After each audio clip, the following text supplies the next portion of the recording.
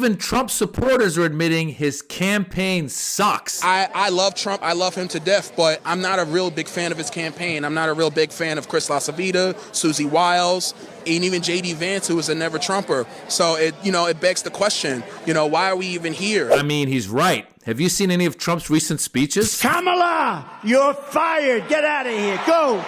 Get out of here. Right?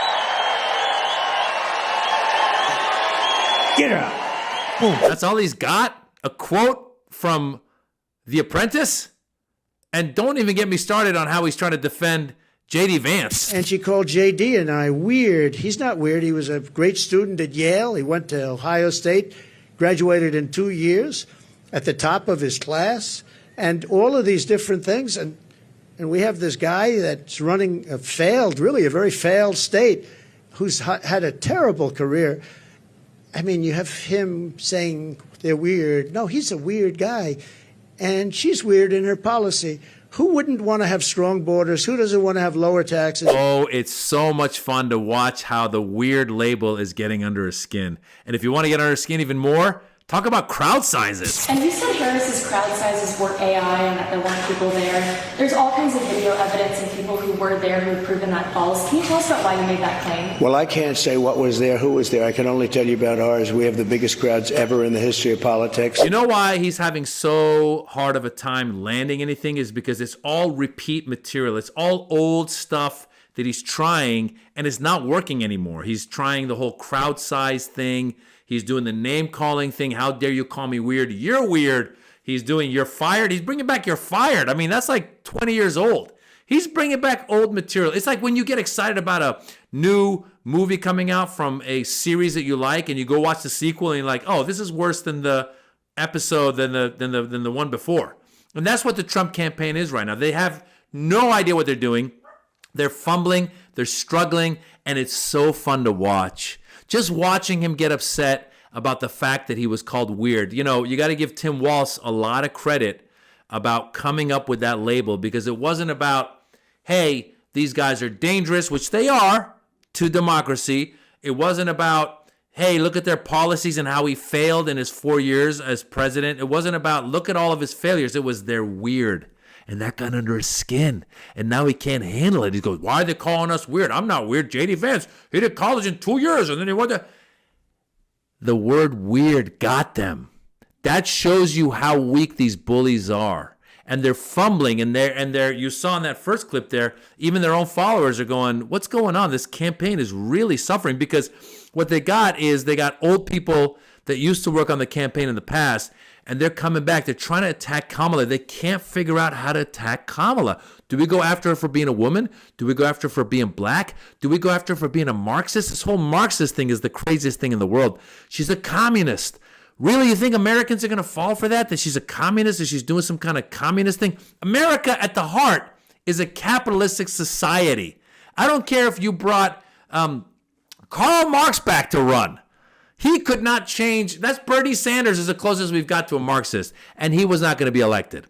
So let's just, Ralph Nader was someone who was like, hey, let's get everyone health care and free education, and America was like, no way, Marxist, no way. It's not going to happen.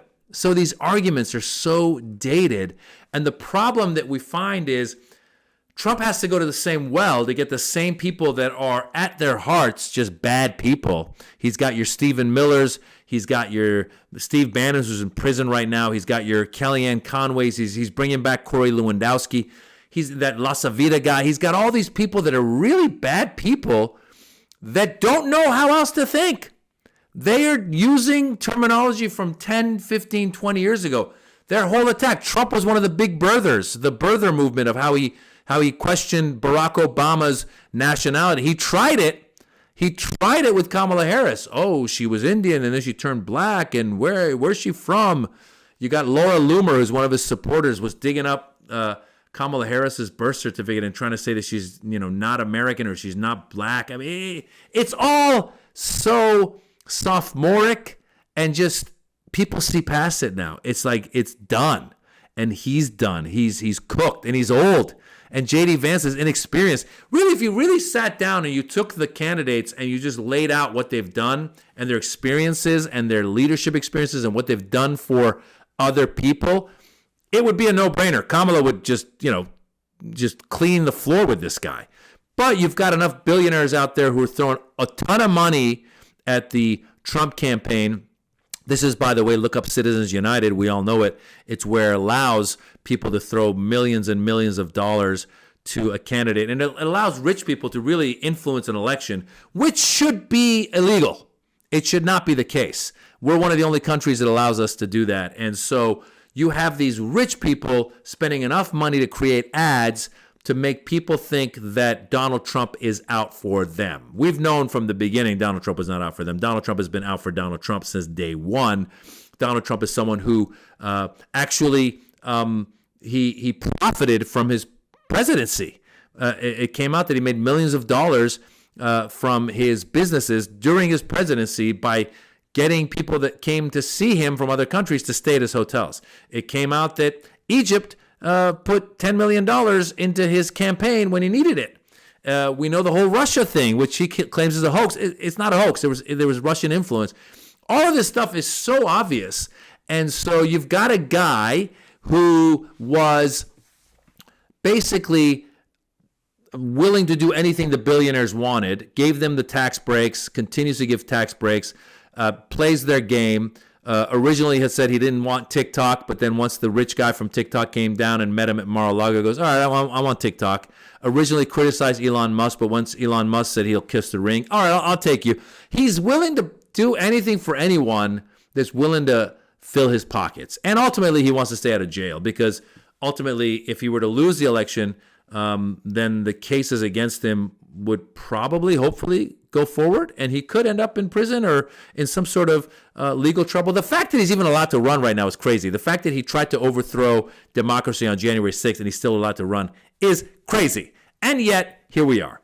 But the good news is that his campaign is stale. His strategies are stale. He doesn't know what to do. So he started by saying that Kamala is dumb and has a bad laugh. That was his criticism. She's got a bad laugh. He said that Kamala is dumb, and yet he's the guy who probably went to college because his father paid a good amount of money to get him into college, because we also know that that's how he avoided going to Vietnam. We also know that his claim to being smart is that his uncle was a professor at MIT. That's just not how intelligence works. You know, I can't say, oh, I had an uncle who was a financial genius, therefore I'm a financial genius. That's not how it works. And yet for Donald Trump, it does. And yet for his followers, it does. And yet that guy in the beginning of this whole video we saw is also giving up on Donald Trump. So we have a couple months left. We'll see how it goes. I hope you register to vote. I hope you get people to go out and vote. I hope you read up on Project 2025, because it's not just Donald Trump. It's what the people that are trying to put him in power are trying to do. They took away a woman's right to choose an abortion. They are going to go after LGBTQ rights. They're going to go after religious minorities. They will go after a lot of folks and a lot of things. Climate change. They just want to make more money.